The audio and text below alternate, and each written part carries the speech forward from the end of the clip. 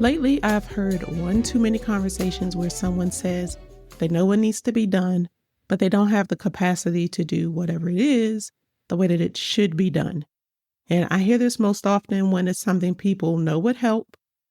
Things would create stability in their business or even make it operate more efficiently, but it still feels out of reach because everything depends on them.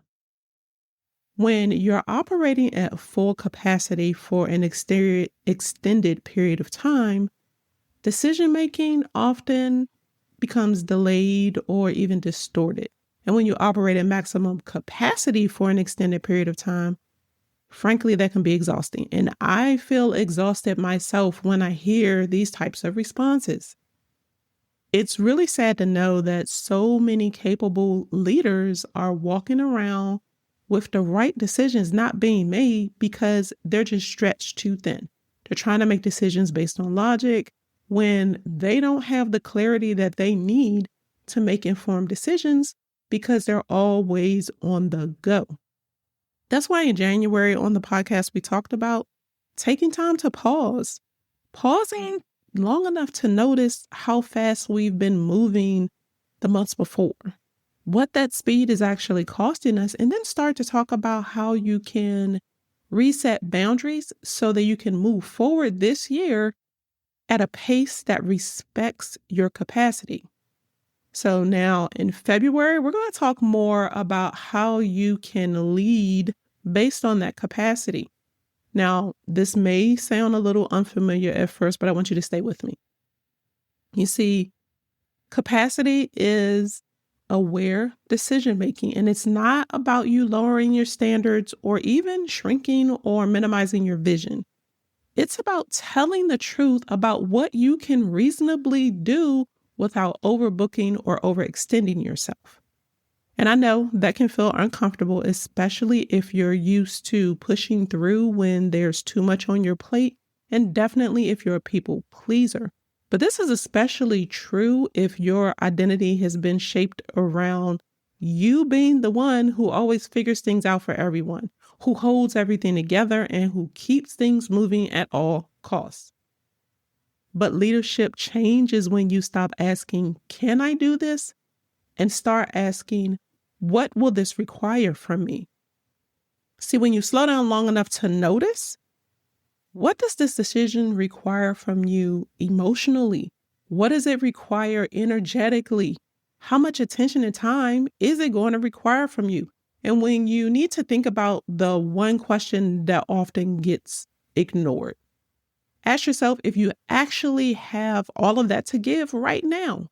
See, many people interpret that question as a sign that they're failing or they're falling behind, but that's really not the case. This thought process is discernment. Capacity-aware decisions tend to look slower to everyone on the outside. There's less urgency, fewer dramatic pivots, more controlled movement. But behind the scenes, there's more steadiness, less second-guessing, less resentment toward the very things and people that you said yes to. Now, sometimes resistance, it's not fear and it's not even avoidance, it's feedback. You might intellectually like the idea, and on paper, it may make sense. It could be aligned with your goals, your growth, or what you thought you wanted to do next. So you assume that the excitement should automatically follow that.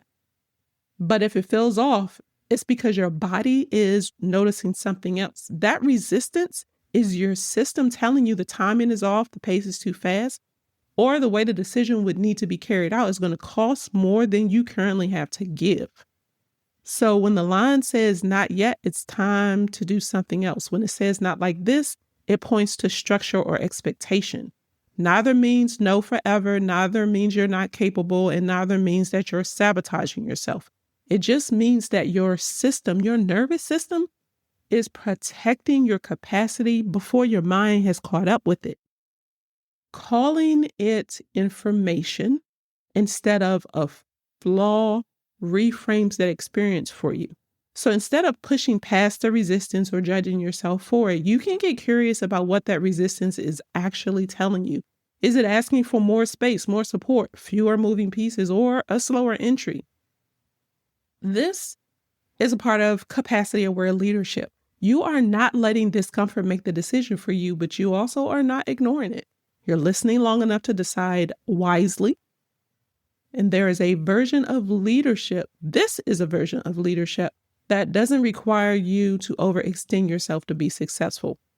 This listens closely to signals like fatigue, distraction, irritability, avoidance. And it's not judgmental, but it's to understand what they're pointing to. Sometimes the most stabilizing move that you can make is to decide to do less. Choose fewer things more intentionally. To pass on some ideas and opportunities, not because they're bad, but because the timing is just not right.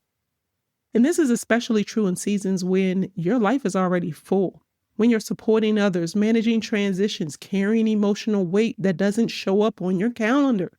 Capacity does not live in your schedule. When you feel steady, decisions, they're clear. When you're overloaded, everything feels urgent and important at the same time. See, capacity-aware leadership is different. It starts by acknowledging where you actually are, not where you think you should be by now. It's choosing to lead from steadiness instead of pressure, whether it's internal or external. And by the way, I'm going to repeat this. A lot of that pressure is what we put on ourselves. It's internal. You are allowed to make decisions that protect your energy and respect your capacity. You are allowed to choose options that are sustainable, even if they're less impressive on paper. That is not a retreat from leadership, but it's returning to it.